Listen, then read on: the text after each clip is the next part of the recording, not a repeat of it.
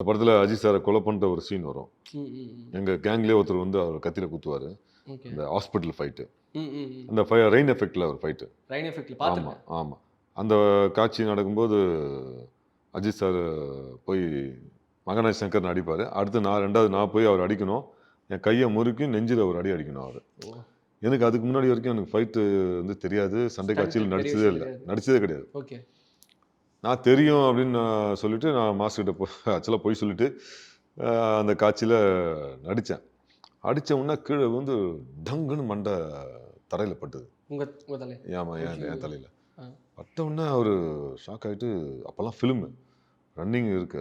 Film ஓடிட்டு இருக்கு. அதே மாரி டேக்ஸ் எடுக்கக்கூடாது. ஆமா. இல்லையா? டேக்ஸ் ஃபிலிம்ஸ் எடுக்கக்கூடாது. இருந்ததுனால வந்து ஃபிலிம் ஓடிட்டு இருக்கு. உடனே அவருக்கு என்ன தூக்கிட்டாரு. தூக்கிட்டு என்னாச்சு, என்னாச்சு பாருங்க அப்படின்னு பதட்டத்தோட கேட்கவே, நான் தடைய பார்த்தேன். இல்ல சார், ஒண்ணும் இல்ல சார், ஒண்ணும் இல்ல சார்ன்னு.